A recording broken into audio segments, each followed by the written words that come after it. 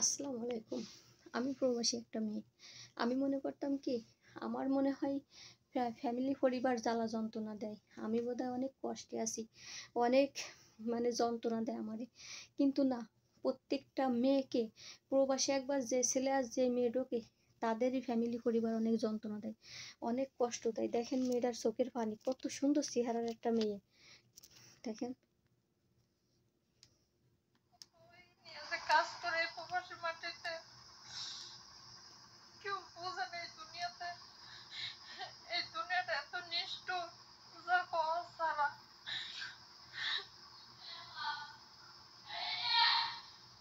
না, জানি জি।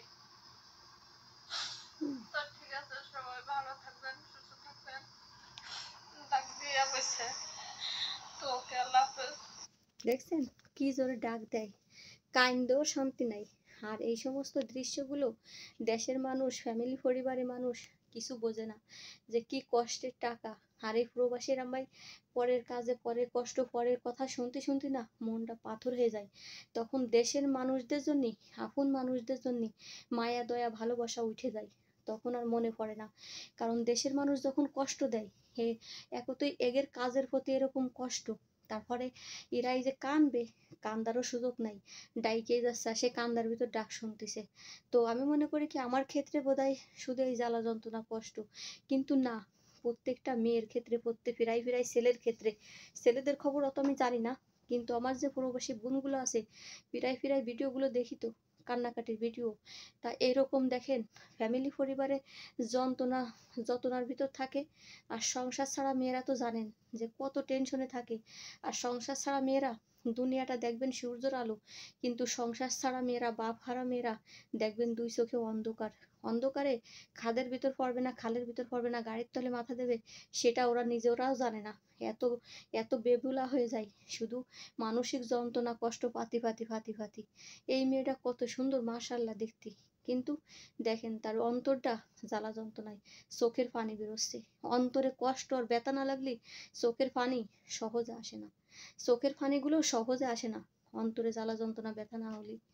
এই জন্যই দেখেন, এই বাইরে থাকা মেয়েগুলো এই পরের কাজ করতে করতে জ্বালা যন্ত্রণা ফাতি ফাতি দেশের মানুষ যে কষ্ট দেয়, তারপরে পাথর হয়ে যেতে হয়, পাথর। এই দেশের মায়ের যত আপনি আপন মনে করেন না কেন, দেশের মানুষগুলো, ফ্যামিলি পরিবার, তখন আর মায়া ওঠে না। মায়া ভালোবাসা সব শেষ হয়ে যায়। যে নির্যাতন এগের পরে রয়েছি, টাকার জন্য নির্যাতন সহ্য করতেছি, আর তার থেকে চৌগুণ নির্যাতন করতেছে ফ্যামিলির লোক টাকার জন্য।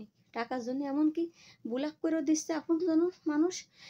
ব্লাডের সাথেও কোনো কালেকশন নাই, রক্তের সাথে কালেকশন নাই, কোনো আপন মা কিডা, খালা কিডা, বোন কিডা, এগুলো চেনা নাই, এগুলো দেখা নাই। শুধু টাকা টাকা, তাদের টাকার সাথেই সম্পর্ক। আর টাকাই মনে ওদেরকে জন্ম দিছিল, মানে এই কথা বলতে হয় না, না বলেও পারতেছি না। কিছু কিছু মানুষের মনে হয় টাকাই জন্ম দিছিল, ওরা টাকা ছাড়া কিছু চেনে না। ব্লাডের কার সাথে সম্পর্ক, তা নষ্ট হয়ে যায় শুধু টাকার জন্যই।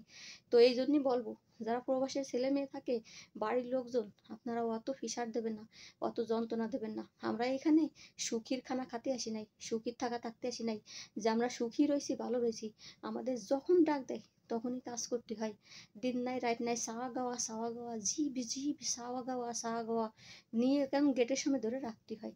যদি আমি মিথ্যা কথা বলি, তা আপনারা প্রত্যেকটা মেয়ের ভিডিও দেখেন যে তারা কি বলে, যে কতটা ঘন্টা কাজ করায়। ঠিক আছে, এত কষ্টের পরে আর আপনাদের কষ্ট ভালো লাগে না। তাই সবাই ভালো থাকবেন, সুস্থ থাকবেন। আল্লাহ হাফেজ।